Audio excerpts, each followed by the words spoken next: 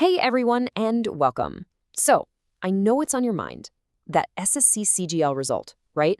Well, you've come to the perfect place. We're going to break down all the numbers you need to know, but first, do me a quick favor. Hit that subscribe button and, more importantly, ring that notification bell. Why? Because that result could drop any second, and you'll want to be the very first to know when it does.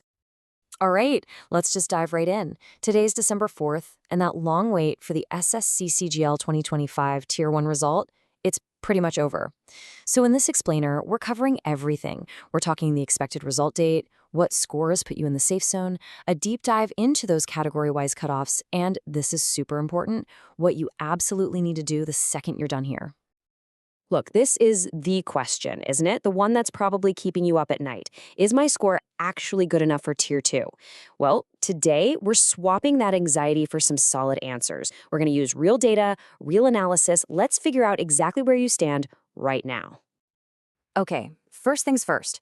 Let's talk about the result date. All that when is it coming, uncertainty, is finally starting to clear up. All the signs are pointing to one thing. The results are coming, and they're coming soon. The final countdown has officially started. So let's look at the timeline to see why we're so sure. The exams wrapped up back in October, right? And that window for objecting to the answer key, that's officially closed.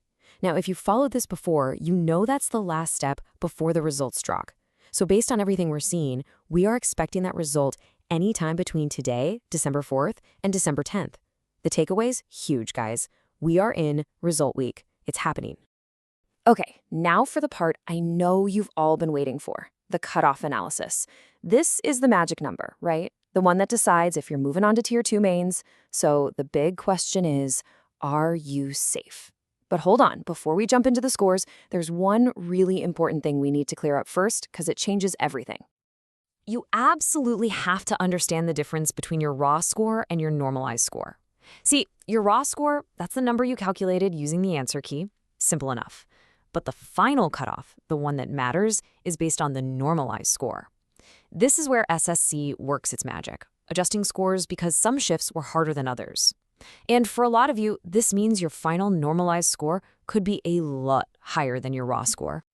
All right, here we go. The numbers you've been waiting for. For the general category, we're looking at a normalized cutoff somewhere between 150 and 155. But, and this is key, look at that safe raw score column.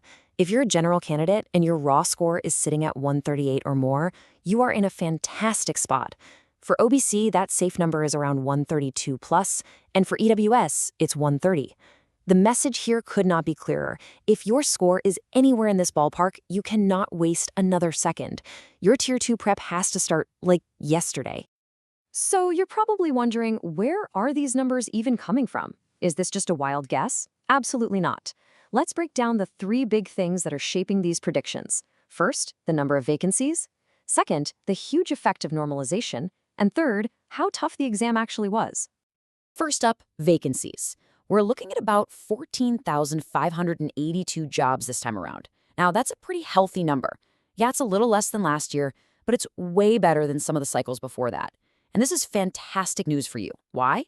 Because more vacancies mean the cutoff is less likely to skyrocket into the crazy high 160s. It gives more of you a real shot. Next, let's talk about normalization, because this is a total game changer. Seriously, if you got one of those really tough shifts, I'm talking about September 12th shift 3 or September 15th shift 3, you could see your raw score jump by 10, maybe even 15 marks. But on the flip side, if you're in one of the easier shifts, that boost is going to be tiny, if any. It's a perfect example of how your specific shift can completely change your final result. And finally, let's just quickly remember the exam itself.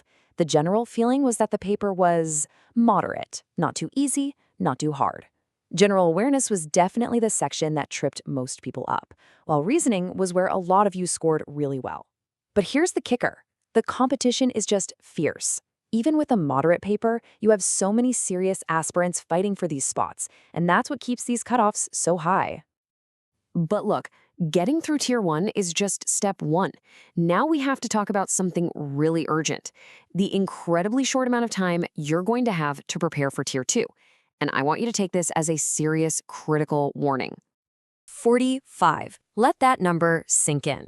That's roughly how many days you'll probably get between the day the Tier 1 result comes out and the day you're sitting for the Tier 2 mains exam. Think about it. If the result drops on December 10th, your mains exam could be in late January 2026. That is an insanely tight schedule. It means every single day, starting today, matters. So, what do you do right now? What's your immediate plan? Here are 3 things that are absolutely non-negotiable. 1. Get into advanced mains level prep. 2. Do not sleep on the computer knowledge section. I know it's just qualifying, but you would be shocked at how many people fail it. And 3, start practicing your typing now, today. Building up that speed and accuracy doesn't happen overnight. You just cannot afford to ignore these areas. So, let's wrap this up. It all boils down to this.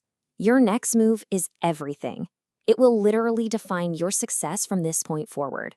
Sitting around, waiting for that result PDF to show up, that is the single biggest mistake you can make right now. The time for hoping and guessing is over. It's time to be strategic, and it's time to act. So now I'm turning it over to you. I want to know where you stand. Go down to the comments and drop your raw score and your exam shift. Let's talk about your chances. Let's help each other out and build a community right here as we all get ready for the mains. So tell me, what's your next move?